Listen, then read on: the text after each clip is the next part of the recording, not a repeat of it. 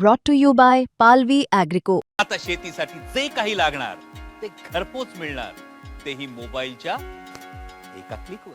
America इस्रायलच्या हल्ल्यात इराणचे सर्वोच्च नेते आयातुल्ला अली खामेनी यांच्या मृत्यूनंतर सर्वात मोठा प्रश्न हा होता की त्यांची जागा कोण घेईल. हा प्रश्न यासाठीही महत्त्वाचा आहे कारण इराणचा सर्वोच्च नेता राष्ट्रपतींपेक्षाही अधिक शक्तिशाली असतो. आता या पदासाठी मुस्तफा खामेनी यांची निवड झाली आहे. गेल्या 2 वर्षांपासून त्यांना सर्वोच्च नेता बनवण्याची तयारी सुरू होती असं बोललं जातंय. त्यामुळे नेमके कोण आहेत मुस्तफा खामेनी पाहूयात या व्हिडिओच्या माध्यमातून. नमस्कार, मी छाया आणि आपण पाहताय मुंबई तक. इराण इंटरनॅशनलने दिलेल्या वृत्तानुसार इराणच्या शक्तिशाली असेंब्ली ऑफ एक्सपर्टने 56 वर्षीय मुस्तफा यांच्या नावावर शिक्कामोर्तब केलंय. मुस्तफा खामेनी हे इराणच्या हल्ल्यात दिवंगत झालेले अयातुल्ला अली खामेनी यांचे दुसरे चिरंजीव आहेत. ते गेल्या अनेक वर्षांपासून पडद्यामागून सत्ता सांभाळत असल्याचं बोललं जातं. मुस्तफा खामेनी हे एक मध्यम श्रेणीतील धर्मगुरू असून त्यांनी इराण-इराक युद्धादरम्यान लष्करामध्ये सेवा दिली आहे.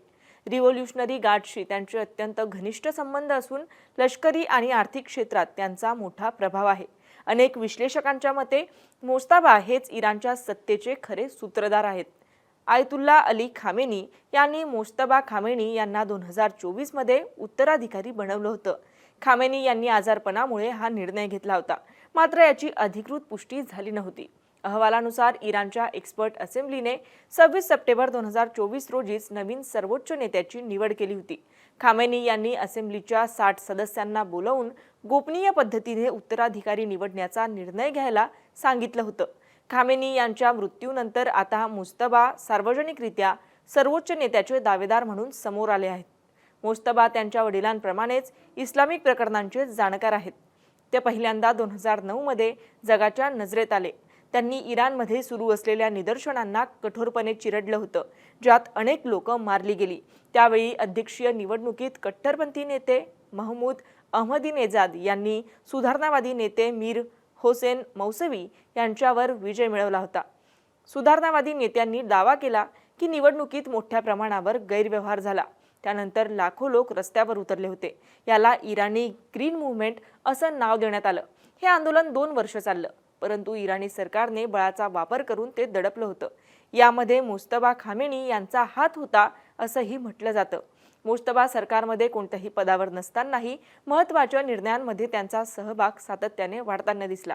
अहवालानुसार मुस्तफा फार कमी वेळा दिसतात. ते वडिलांप्रमाणे सार्वजनिक भाषणं देत नाहीत.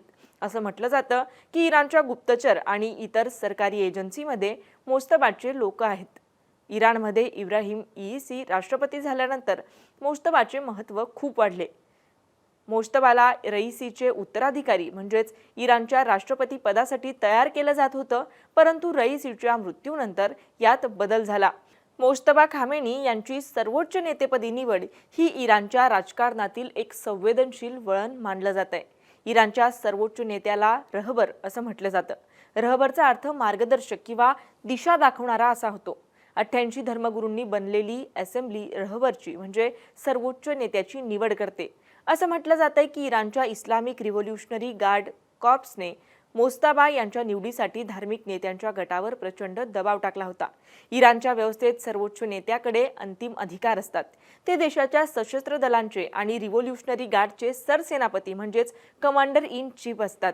सरकारी धोरणांपासून ते लष्करी निर्णयांपर्यंत सर्व महत्त्वाच्या बाबींवर त्यांचाच शब्द अंतिम असतो. इराणमध्ये रहबर देशाचे सरकार, सैन्य, समाज आणि परराष्ट्र धोरणावर निर्णय घेतात. आतापर्यंत फक्त 2 व्यक्ती या पदावर आल्या आहेत. खामेनेई 37 वर्षांपासून रहबर होते. इराणमध्ये रहबर असेंब्ली, गार्डियन काउन्सिल, राष्ट्रपती आणि संसद असे मिळून देश चालवतात. पण खरी ताकद नेहमी रहबरकडेच असते.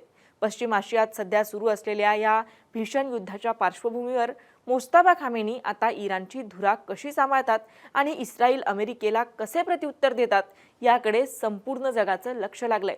तुम्हाला याविषयी काय वाटतं? आम्हाला कमेंट करून नक्की कळवा आणि मुंबई तकला जर आपण नवीन असाल तर मुंबई तक चॅनलला सबस्क्राईब करायला विसरू नका. हा व्हिडिओ पाहिल्याबद्दल धन्यवाद.